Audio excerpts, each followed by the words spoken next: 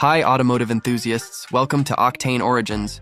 Today we're diving into the remarkable story of the 1993 Ducati Monster, the so-called naked bike that didn't just shake up motorcycle design, but also played a decisive role in saving Ducati itself.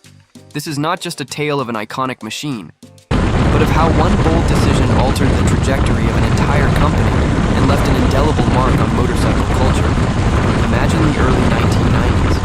Ducati was respected in racing circles, admired by purists, but the business side was in serious trouble, struggling against the tidal wave of affordable, reliable, and increasingly stylish Japanese motorcycles. The company was running out of money.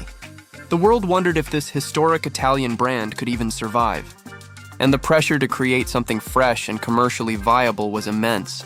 Into that storm stepped designer Miguel Galuzzi, a man with a radical vision that seemed almost too simple.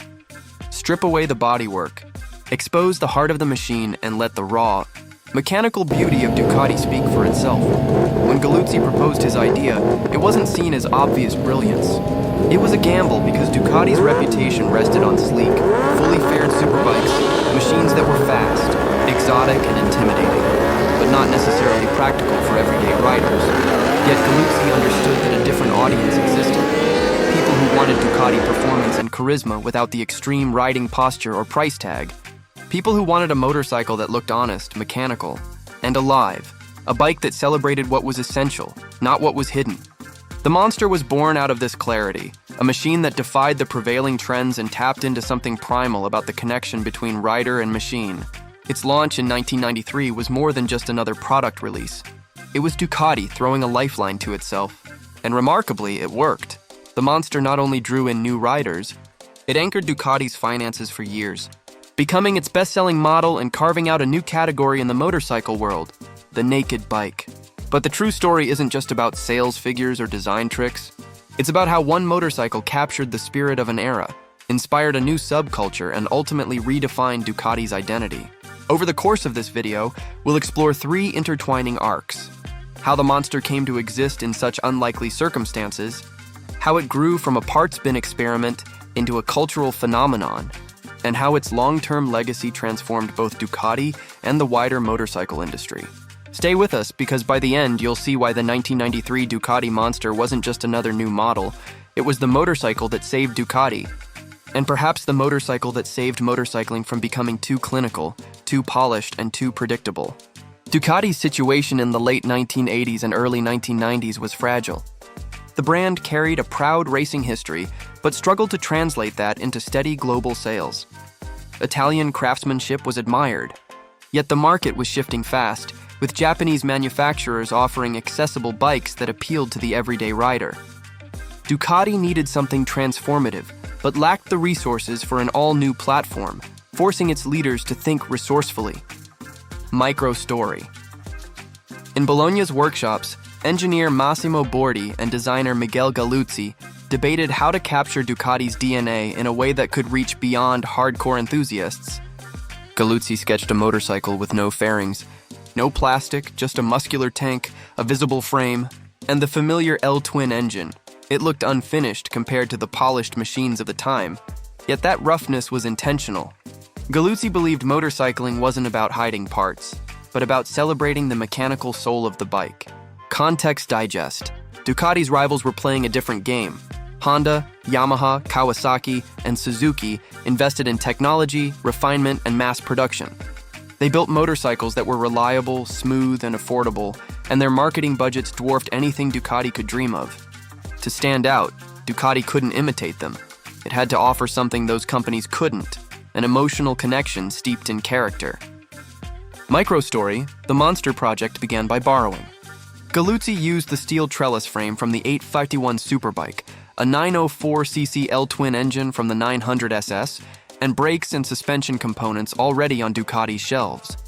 What could have been dismissed as parts bin recycling became an advantage because it kept costs down and ensured proven reliability. More importantly, it created a motorcycle that looked purposeful, with a stance that felt both aggressive and approachable. Reflection bridge. What began as a budget necessity transformed into a design philosophy that gave the Monster its unique character. Microstory. When Ducati unveiled the Monster M900 at the 1992 Cologne Motorcycle Show, reactions were immediate and polarized. Purists worried the company was abandoning its superbike heritage, while urban riders were thrilled to see a Ducati that looked raw, rideable, and utterly distinct.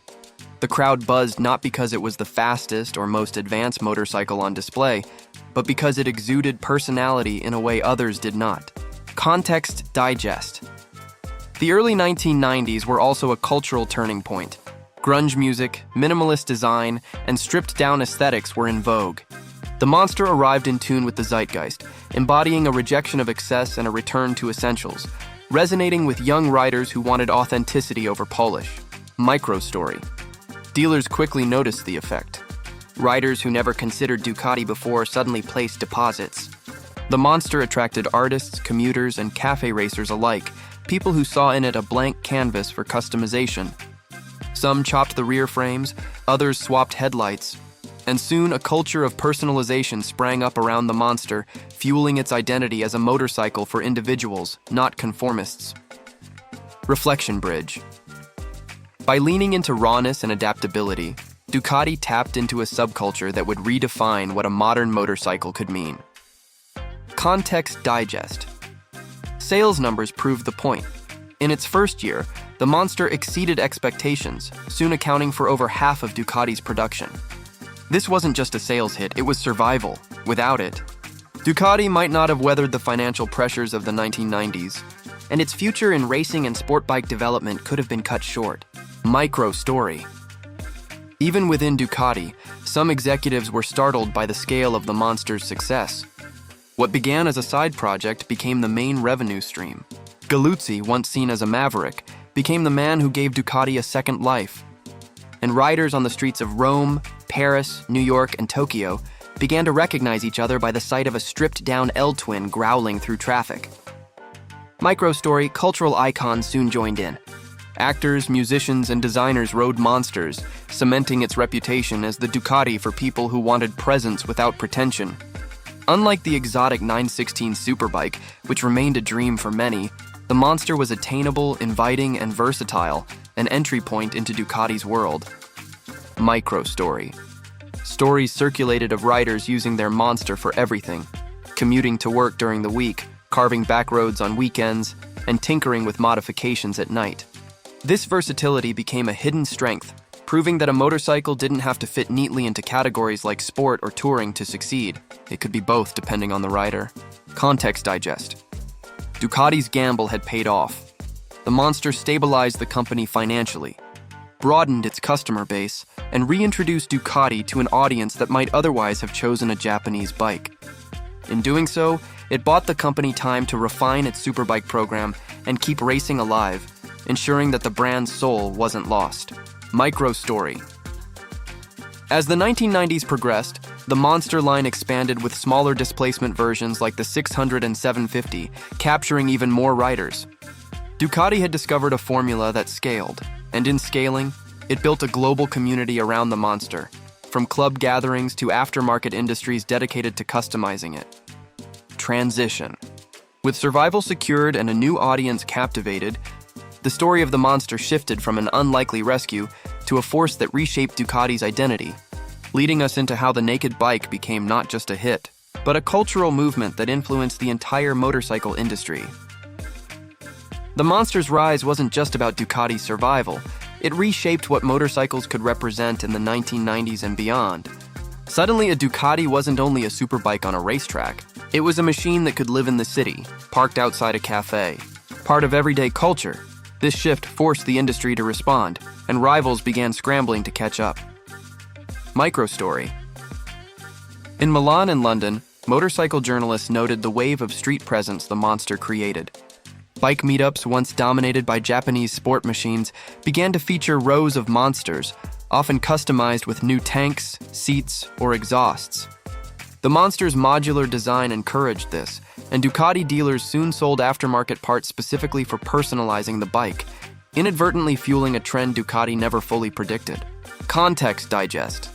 This customization wave tied into a broader 1990s urban culture. Riders wanted machines that felt like an extension of themselves, and the Monster's raw platform offered a blank canvas. This stood in sharp contrast to the one-size-fits-all approach of mass-market bikes, giving Ducati an identity advantage. Micro story. By the mid-1990s, the Monster wasn't only in Europe. The US market embraced it too, particularly in cities like San Francisco and New York, where riders appreciated its compact form and torquey power. Ducati suddenly had a foothold in a market it previously struggled to crack, and the Monster became a calling card for urban motorcycling in America. Reflection bridge. With this cross-continental impact, the Monster evolved from a product into a movement that no longer belonged solely to Ducati, but to the culture surrounding it. Microstory, competitors took notice. Yamaha introduced the XJR, Suzuki leaned into the Bandit series, and even Triumph launched stripped-down machines like the Speed Triple. Each carried its own DNA, but the timing made clear that the Monster had validated an entire category. The naked bike was no longer a niche experiment, but a new mainstream direction. Context digest. This wasn't just about style. The stripped format offered practical benefits. Easier maintenance, reduced cost, lighter weight, and a friendlier riding position. Suddenly, motorcycles weren't judged only by top speed or aerodynamic fairings, but by how they made riders feel in everyday scenarios. Micro story. Ducati leaned into this with marketing that portrayed the Monster not as a racer's tool, but as a lifestyle choice. Posters showed riders in urban settings, helmets tucked under arms, smiling rather than grimacing in race crouches. The message was clear. You could live with a Monster, not just worship it in a showroom. Reflection bridge. Ducati's identity began to broaden, shifting from a narrowly focused racing brand to a versatile lifestyle brand with authentic racing roots. Micro story. As sales rolled in, Ducati refined the line. The M600 opened doors to beginners, the M750 balanced affordability and performance, while the M900 remained the flagship. Soon, even special editions appeared, with unique paint, upgraded parts, and limited runs, cementing the Monster as a collector's item as well as a daily rider. Context digest. Financially, this was a turning point. The Monster provided steady income that funded further development of Ducati's racing program, including the legendary 916 Superbike that dominated World Superbike Championships. In a sense, every lap on the racetrack was made possible by the thousands of Monsters sold worldwide. Micro story. Riders often said the Monster felt like a Ducati without pretense. You heard the dry clutch rattle, felt the torque-rich twin engine, and sat in a posture that welcomed you rather than punished you. It delivered Ducati's soul without requiring the sacrifices associated with owning a superbike, and that authenticity fueled lifelong loyalty among its riders. Micro story. Ducati clubs flourished, with Monster owners forming dedicated subgroups that organized rides, meets, and charity events. Some called themselves Monstisti, embracing a shared identity that blurred national borders and reflected the bike's global appeal. This grassroots community added intangible value, turning ownership into belonging. Context digest. By the late 1990s, Ducati was no longer teetering on collapse, but had reasserted itself as a global force. The Monster was now a cultural ambassador, a motorcycle that spoke not only to riders but to designers, musicians, and fashion circles that borrowed its stripped aesthetic as inspiration. Micro story. Perhaps the greatest proof of its impact came when Galuzzi himself reflected years later, saying that the Monster's idea was to let people see the engine, feel the motorcycle's honesty, and build their own story around it. Whether parked in front of a bar in Rome or leaned into a canyon road in California, that vision played out exactly as intended. Transition, with rivals imitating, communities thriving, and Ducati stronger than ever. The Monster had already changed the motorcycle landscape, but its true legacy would only become clear in the decades that followed, when the naked bike became an enduring staple of modern motorcycling, and the Monster remained its most recognizable symbol. In today's era, the Honda CB750 occupies a dual space as both an icon of preservation and a playground for experimentation. Decades after its launch, the bike has aged into a vintage classic. And yet it continues to inspire a global network of builders who see its lines, its engine, and its history as fertile ground for new visions. What's remarkable is not just that CB750 customs still exist, but that they thrive in a culture where motorcycles can be designed digitally and built with CNC precision. The bike's adaptability has given it a second life, one that bridges the gap between past and present, nostalgia and innovation. Microstory. A workshop in Portland, Oregon became known for producing modern cafe racers built around old CB750 frames. They blended fuel-injected conversions with handmade aluminum tanks and LED lighting, creating machines that felt both timeless and futuristic. These builds weren't just throwbacks. They were reinterpretations that asked how a 1969 superbike could be reborn in the 21st century. Customers lined up not for speed records, but for the story embedded in each ride, a machine that carried history while embracing modern comfort. Context Digest. The rise of social media has amplified this resurgence. Builders who once shared their projects in local clubs now broadcast them worldwide, sparking trends across continents. A CB750 build in Brazil might inspire a builder in Sweden within days, and the global conversation keeps pushing innovation forward. This interconnectedness has cemented the CB750's place as more than a relic. It is a global language spoken through metal, paint, and imagination. Microstory. In Madrid, a collective of artists and mechanics collaborated on a CB750 that blurred boundaries even further. They fitted it with angular fairings inspired by modern architecture, embedded subtle LED strips that glowed at night, and finished it in matte white. The bike was unveiled at a design festival, where attendees debated whether it belonged on the road or in a gallery. That debate itself was proof of the CB750's continued power to provoke thought and emotion, even decades past its commercial prime. Reflection Bridge. What started as a mass-produced motorcycle had now become a vehicle for storytelling, connecting eras, communities, and disciplines far beyond the motorcycle world. Context Digest. The vintage market adds another layer of complexity. Pristine original CB750s fetch rising prices at auctions, making some hesitate to cut and weld them. This has led to a surge in rest-a-mod approaches, where builders preserve original frames and engines but update suspension, brakes, and electrics. The compromise honors the bike's history while still delivering the thrill of customization. In many ways, rest-a-mods represent the truce between purists and progressives, uniting respect for heritage with the desire for individuality. Microstory. In Vancouver, a young engineer built a CB750 as his thesis project. He 3D printed intake manifolds, integrated smartphone-based controls, and used lightweight composite panels to reduce weight. The bike looked radical, yet at its heart was the same air-cooled four-cylinder that had defined the model since 1969. His work symbolized the next generation, builders who see no contradiction between honoring history and embracing cutting-edge technology. Reflection Bridge. These modern interpretations show that the CB750 is not frozen in time. It continues to evolve, absorbing each generation's vision while carrying forward its original spirit. Microstory. In Italy, a retired racer spent years creating a CB750 that honored his racing past. He hand-fabricated bodywork reminiscent of endurance racers, painted it in his old team colors, and tuned the engine for reliability rather than raw power. For him, the build wasn't about impressing crowds, but about reconnecting with the machine that had sparked his passion decades earlier.